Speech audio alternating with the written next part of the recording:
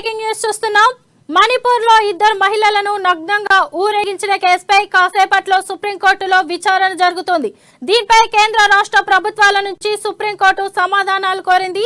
ఏం చర్యలు తీసుకున్నారని కేంద్ర రాష్ట్ర ప్రభుత్వాలను కోర్టు ప్రశ్నించింది. ఇప్పుడు మణిపూర్ వీడియో కేసుపై విచారణకు ఒక రోజు ముందు కేంద్ర ప్రభుత్వం అఫిడవిట్ దాఖలు చేసింది.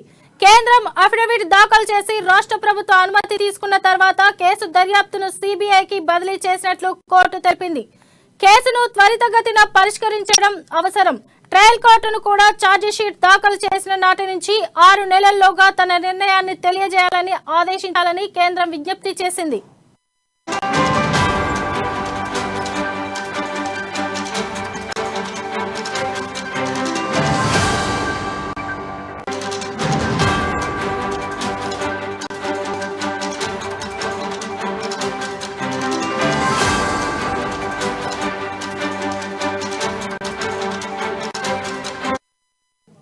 మణిపూర్ లో ఇద్దరు మహిళలను నగ్నంగా ఊరేగించిన కేసుపై కాసేపట్లో సుప్రీంకోర్టులో విచారణ జరుగుతోంది. దీనిపై కేంద్ర రాష్ట్ర ప్రభుత్వాల నుంచి సుప్రీంకోర్టు సమాధానాలు కోరింది. ఏం చర్యలు తీసుకున్నారని కేంద్ర రాష్ట్ర ప్రభుత్వాలను కోర్టు ప్రశ్నించింది. ఇప్పుడు మణిపూర్ వీడియో కేసుపై విచారణకు ఒక రోజు ముందు కేంద్ర ప్రభుత్వం అఫిడవిట్ దాఖలు చేసింది. కేంద్రం అఫిడవిట్ దాఖలు చేసి రాష్ట్ర ప్రభుత్వ అనుమతి తీసుకున్న తర్వాత కేసు దర్యాప్తును సిబిఐకి బదిలీ చేసినట్లు కోర్టుకు తెలిపింది. కేసును త్వరితగతిన పరిష్కరించడం అవసరం. ట్రయల్ కోర్టును కూడా ఛార్జిషీట్ దాఖలు చేసిన నాటి నుంచి 6 నెలల్లోగా తన నిర్ణయాన్ని తెలియజేయాలని ఆదేశించాలని కేంద్రం విజ్ఞప్తి చేసింది.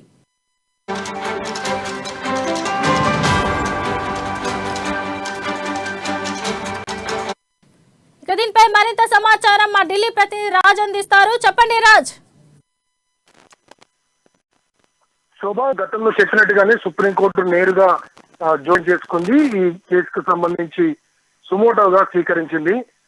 ఈ కేసు ఎంత సంచలనం సృష్టించిందో, అంటే ఈ ఇష్యూ ఏదైతే ఎంత సంచలనం సృష్టించిందో మనందరికీ తెలుసు. ఇటువంటి పరిస్థితుల్లో పార్లమెంటు వరుసగా వాయిదా పడుతూ వస్తుంది. ప్రతిపక్షాలు చర్చకు పట్టుబడుతున్నాయి. మరోవైపు అక్కడ జరిగినటువంటి పరిస్థితులను వివరించాలని ప్రధానిని కోరుతున్నాయి. అయితే గతంలోనే సుప్రీంకోర్టు చెప్పింది, ఒకవేళ మీరు నిర్ణయం తీసుకున్నట్లయితే మేము రంగంలోకి దిగాల్సి వస్తుందని చాలా స్పష్టం చేసినటువంటి నేపథ్యంలో సుమోటోగా స్వీకరించినటువంటి సుప్రీంకోర్టు ఈ రోజు విచారణ చేపట్టాల్సింది. మరోవైపు ఇదే అంశంపై నిన్న సుప్రీంకోర్టులో కేంద్ర ప్రభుత్వం కూడా ఒక అఫిడవిట్ దాఖలు చేసింది.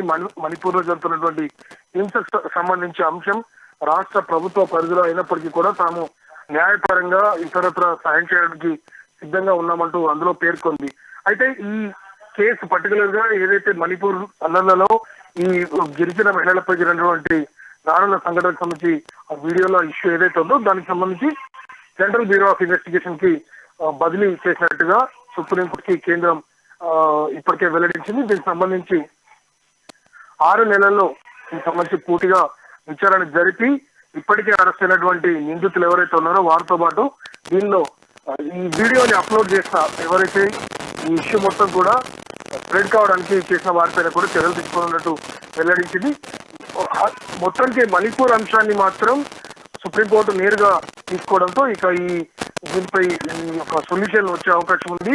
ఎందుకంటే అటు ప్రతిపక్షాలు పాలక పక్షాల మధ్య వరుసగా వీరిద్దరి మధ్య కూడా వరుసగా పార్లమెంట్ లో రకంగా చెప్పాలంటే పరస్పర మాటల యుద్ధానికి దారితీసినటువంటి పరిస్థితి నెలకొన్న నేపథ్యంలో సుప్రీంకోర్టు తీసుకున్న నిర్ణయం కూడా నేరుగా అబ్జర్వ్ చేయడం ద్వారా అక్కడ ఉన్నటువంటి శాంతి భద్రతల అంశం ఒక కొలికి వచ్చే అవకాశం ఉంది. శోభ,